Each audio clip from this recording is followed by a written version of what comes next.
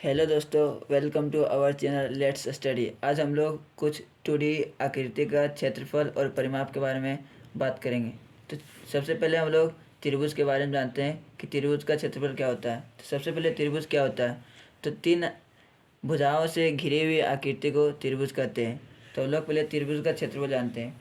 तो जब त्रिभुज के तीनों भुजाओं का माप अलग अलग होता है तो उस समय त्रिभुज का क्षेत्रफल क्या होता है। त्रिभुज का क्षेत्रफल होता है under root S into S minus A S minus B S minus सी,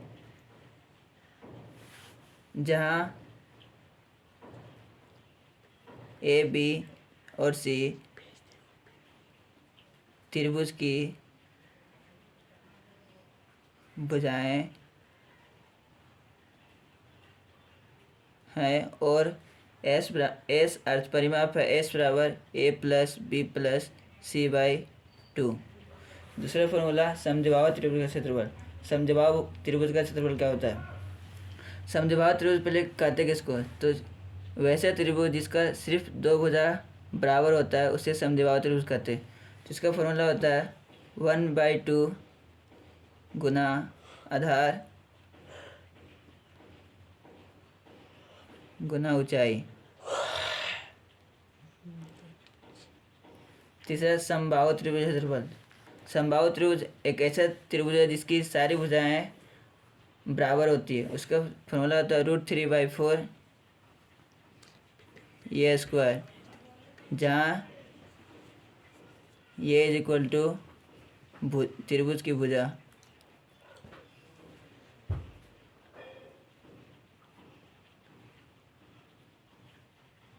चौथा फॉर्मूला समकोण त्रिभुज का क्षेत्रफल। चलो हम लोग जानते हैं कि समकोण त्रिभुज में एक कोण 90 डिग्री का होता है। उसका फॉर्मूला होता है 1/2 गुना आधार जिसको बी से सूचित करते हैं गुना ऊंचाई, या तो हम कभी कभी इसी को लंब बोल देते हैं। नेक्स्ट, जब त्रिभुज के 2 भुजाओं का कोण थीटा रहेगा तो हम इस त्रिभुज का क्षेत्रफल कैसे निकालेंगे। तो इसका फॉर्मूला था 1/2 गुना साइन थीटा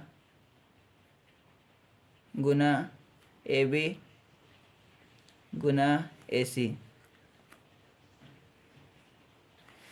अब आता है छठा, त्रिभुज का परिमाप। पहले परिमाप क्या होता है, तो किसी भी आकृति के सभी भुजाओं का जो योग होता है उसी को परिमाप बोलते हैं। तो त्रिभुज का परिमाप होता है ए प्लस बी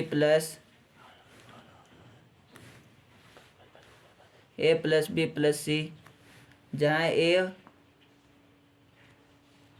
बी और सी त्रिभुज की भुजाएं हैं।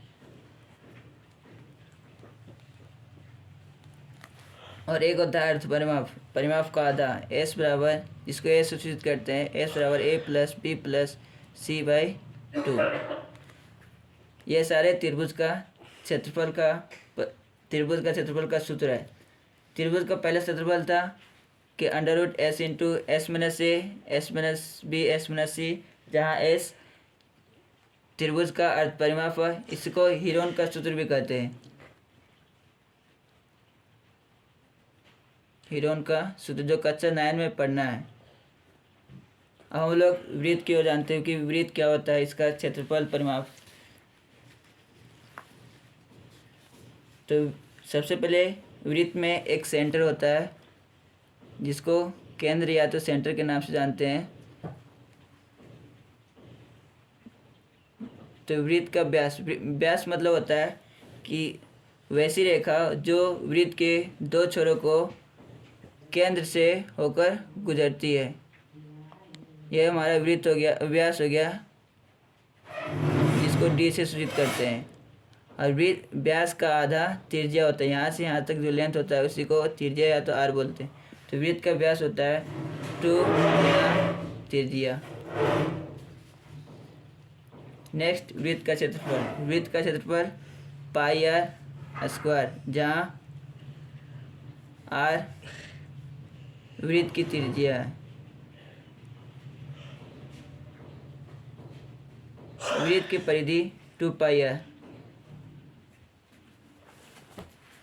तीर्घखंड का क्षेत्रफल θ/360 इंटू पाई r स्क्वायर। पहले हम लोग समझते हैं कि तीर्घखंड का होता क्या। जैसे कि कोई एक वृत्त है, वृत्त के केंद्र से दो त्रिज्या, तो त्रिज्याओं तथा चाप से बनी हुई आकृति को तीर्घखंड कहते हैं। और चाप की लंबाई θ/360 इंटू 2 पाई r। चाप की लंबाई क्या होती है, यहाँ से जो ए बी का लेंथ है उसी को चाप की लंबाई कहते हैं। नेक्स्ट अर्धवृत्त पर चलते हैं। अर्धवृत्त क्या होता है, तो वृत्त का आधा जो हिस्सा होता है उसी को अर्धवृत्त कहते हैं। जैसे ये आपका अर्धवृत्त हो गया, तो अर्धवृत्त का क्षेत्रफल होता है पाई r स्क्वायर बाई 2। अर्धवृत्त का परिमाप होता है पाई r प्लस 2r, जहाँ पाई का वैल्यू 22/7 या 3.14 लगभग होता है। आई होप आप लोगों का यह फॉर्मूला अच्छा लगा होगा, तो प्लीज़ लाइक और सब्सक्राइब कर दीजिएगा। Thank you.